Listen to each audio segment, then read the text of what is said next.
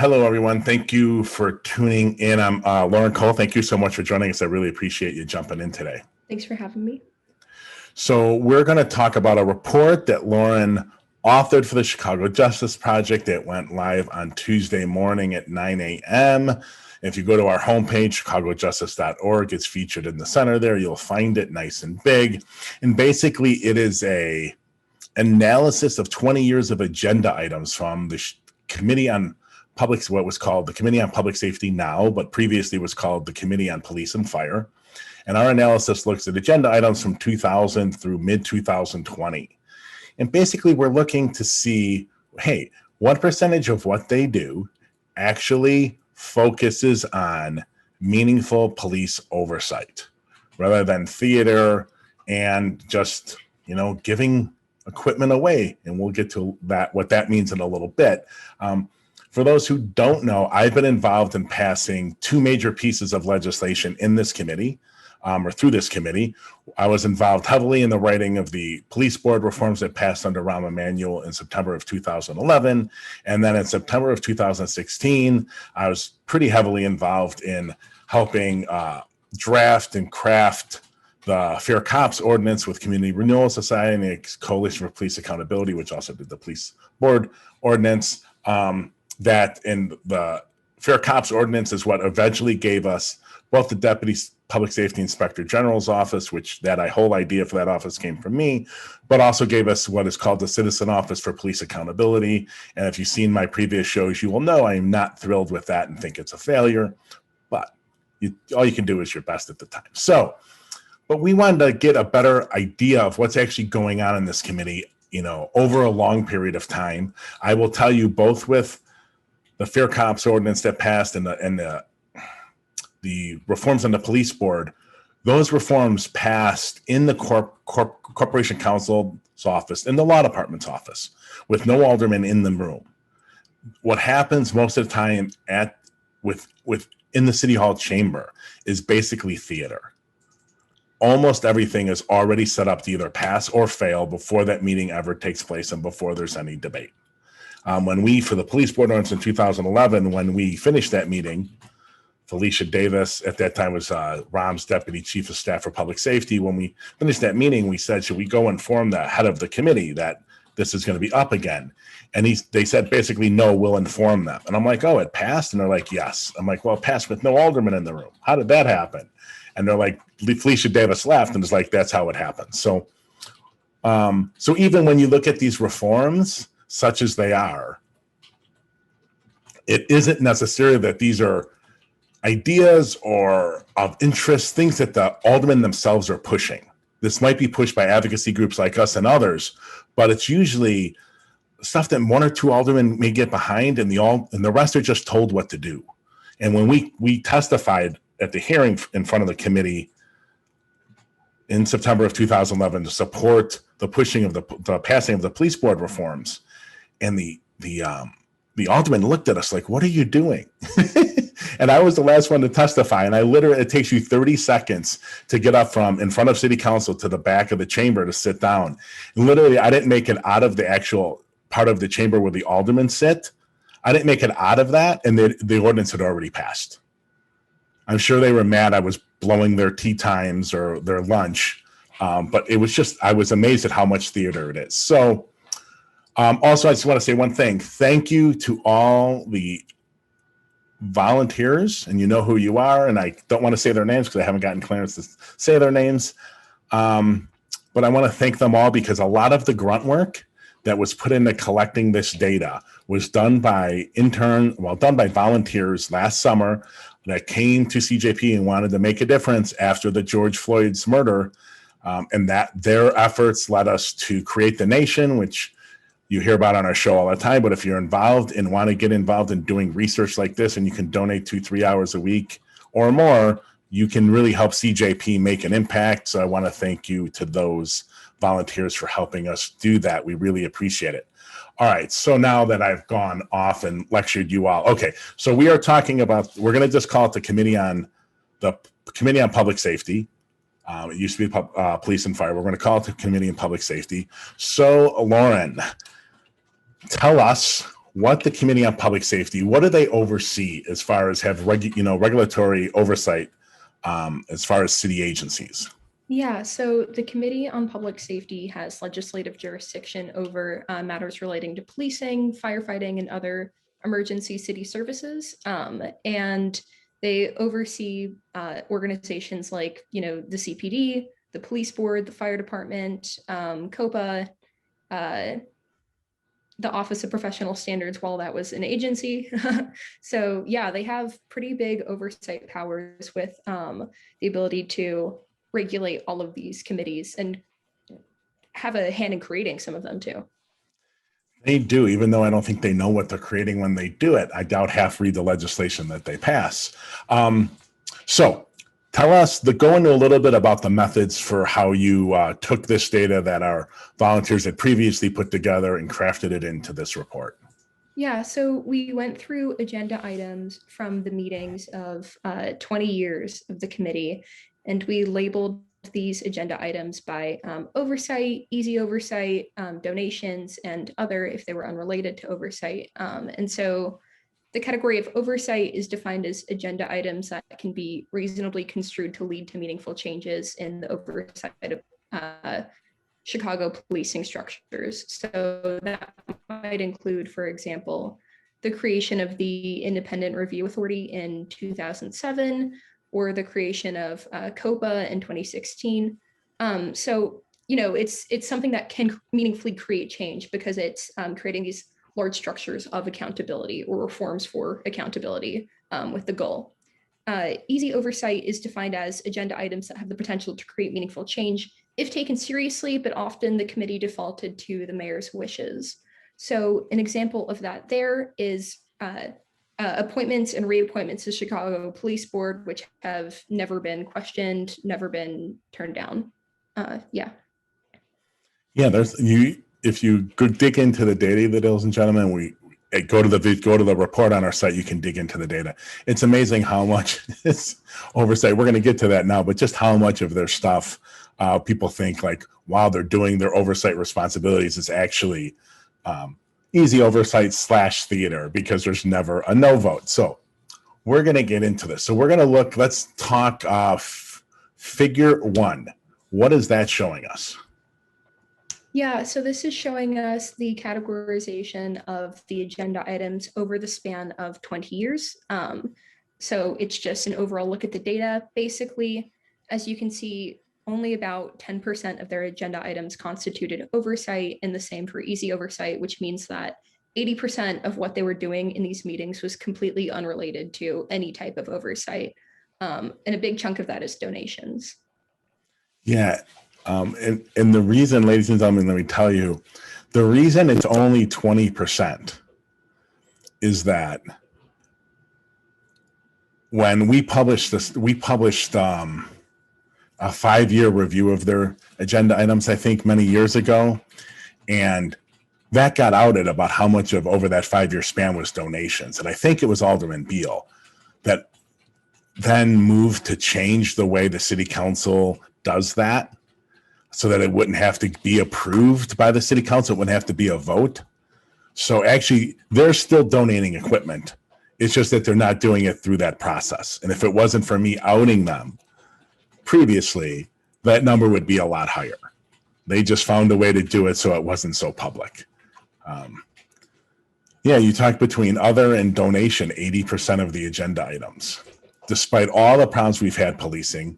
And we're going to talk about a little bit of that in a couple minutes here, but all the problems, all the civil payouts, and millions, hundreds of millions of dollars over the span of this. We don't have the total figure, but it's easily over $1 billion since 2000 that they paid out in civil judgments related to policing, civil judgments and settlements related to policing. It's really pretty mind-boggling. Just how little they do their job. So, when you hear Alderman crowing about the cost of the payouts and, oh my God, we got to do something, or the judgments or the lawsuits or the effects of the misconduct, you view that 80% of their time over the last 20 years, they've done nothing about it, right? Nothing. Okay, let's move on before I just keep ranting. Figure 2, explain to us what this shows. Yes, so this looks at agenda items by agency and percentages here, so you can see which agencies they're devoting most of their time to. So a lot of this is, the biggest two chunks are none of these agencies, then fire, and then the CPD next.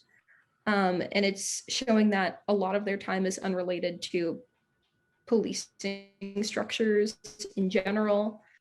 Um, but it is important to note here that some of these agencies were created recently or had a very short lifespan. So it makes sense that there was not a lot of time devoted to those. And that would be COPA, Deputy Public Safety Inspector General. But ladies and gentlemen, a little over 20 years actually, because we dig into 2020. So it's like 20 years and like 5 months or 6 months or something for the study, I think. They spend only 15% of their time, 15% on the CPD.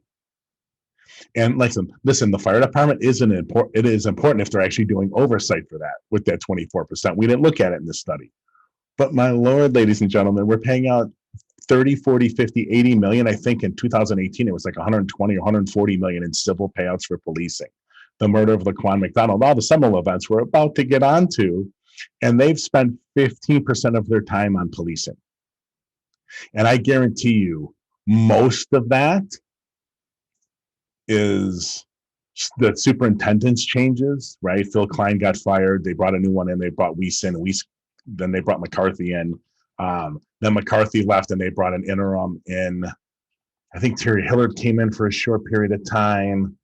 And then it was Eddie Johnson. Then it was Beck. And now it's David Brown. And I'm probably missing one in the early years. We may have gotten a new one when Phil Klein, I think, came in 2005.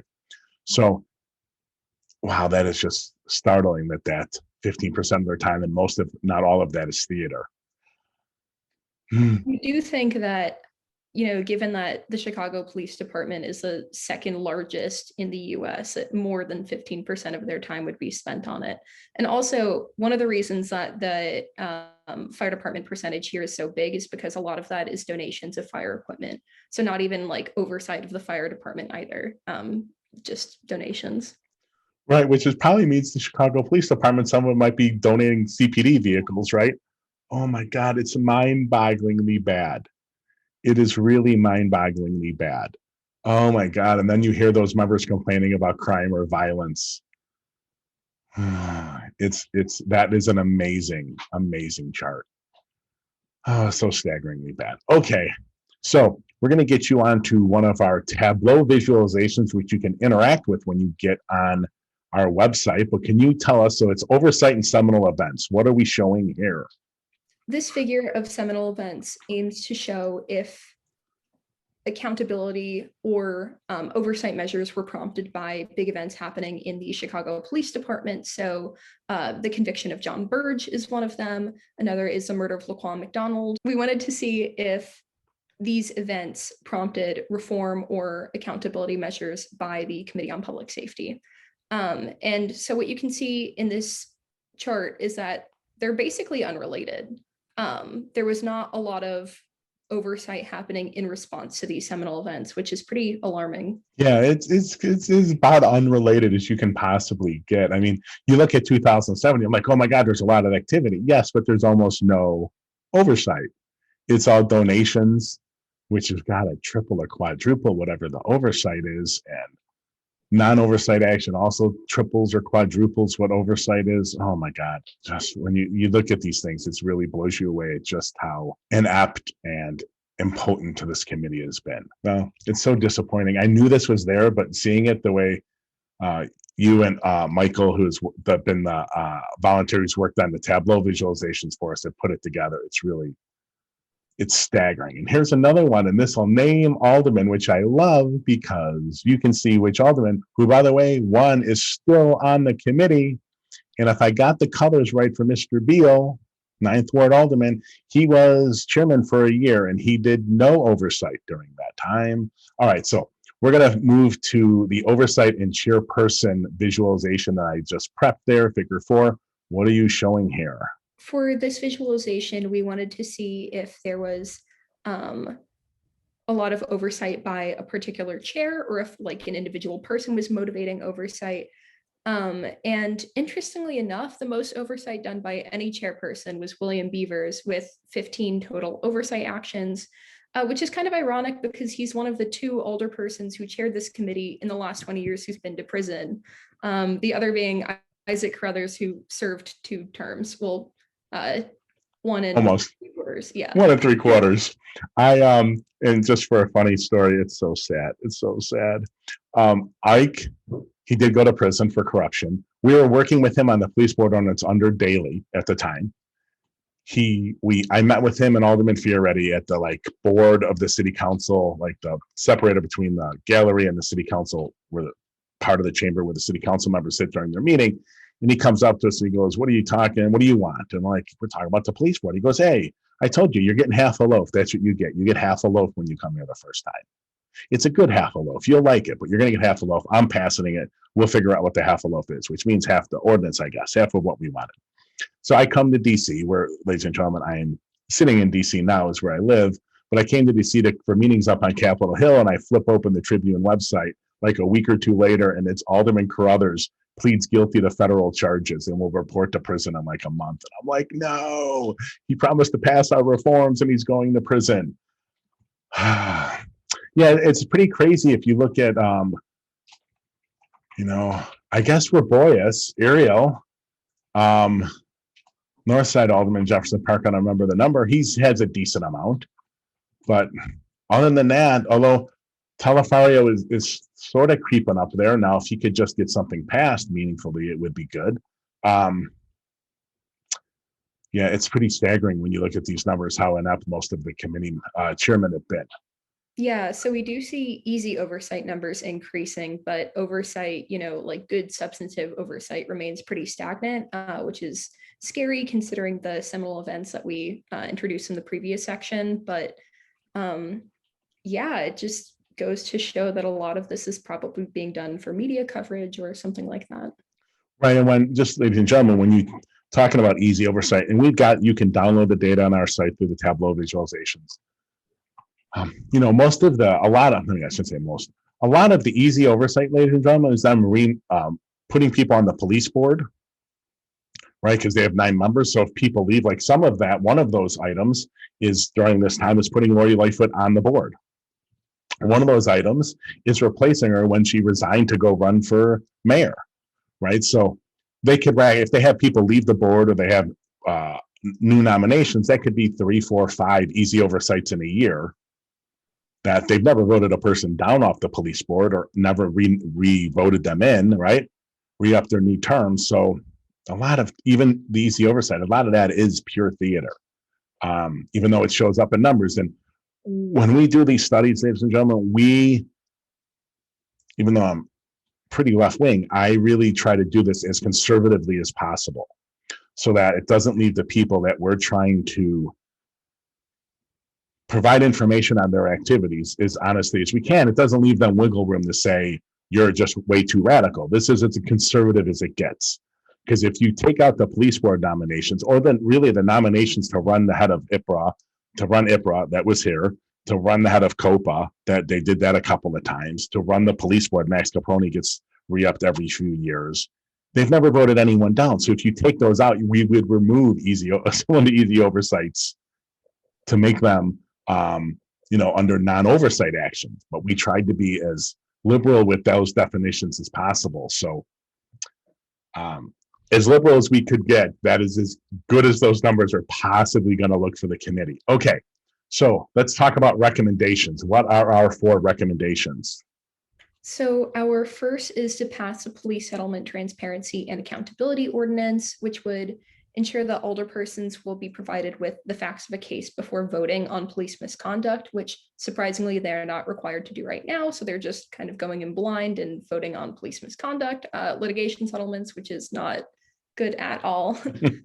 Our second one is to support the Empowering Communities for Public Safety ordinance, which would combine community proposals of the Civilian Police Accountability Council and Community Commission and Grassroots Alliance for Police Accountability to finally create the community-led community commission that allows civilians some powers of oversight of policing structures, which was promised 5 years ago and has been put off by Mayor Lightfoot and other politicians. Our third is to pass the Anna Jett Young ordinance, which would make the superintendent directly responsible for signing off on every search warrant to eliminate more. Let me say that again. Our third. Sorry, I'm doing it again. No problem. Our third recommendation is to pass the Anna Jett Young ordinance, which would make the superintendent directly responsible for signing off on every search warrant. And then the warrants must also include a detailed plan to protect children and other vulnerable people inside the home, so we can hopefully avoid cases like what happened to Anna Jett Young again. And our fourth is to create a robust police accountability database. And although one has been proposed by Mayor Lightfoot, it would only make a fraction of the complaints public, only those that were sustained, which means that if there's still a possibility that an officer has done something, but it was not sustained, we would not be able to see it. So we need something that allows us to see each time a person filed a complaint for misconduct. Yes, I think all four are very important. The Police Settlement Transparency Accountability Ordinance is our ordinance. There's a link there. On the website, you can go and read it. We're trying to get aldermen to file it and push it. The amount of information that is currently available about police misconduct settlements and judgments is obscene. And we all just have to always ask, Mother, may I, to Mayor Lightfoot or Mayor Emanuel or Mayor Daley to get that information, which we shouldn't have to do. And coming up soon, ladies and gentlemen, we're going to be filing a slew of FOIA lawsuits related to a variety of topics, and one of them will be police settlement information because they just don't want to give that stuff up. Lauren, thank you so much for joining us. I really appreciate it. You kicked butt on the report. I really appreciate it. Look forward to the next one. We're going to enlighten people a little bit about the history of our the Fraternal Order Police president, John Catanzaro, and his sordid history with the police department. All right, thanks again, Lauren. I really appreciate it. Thank you for having me.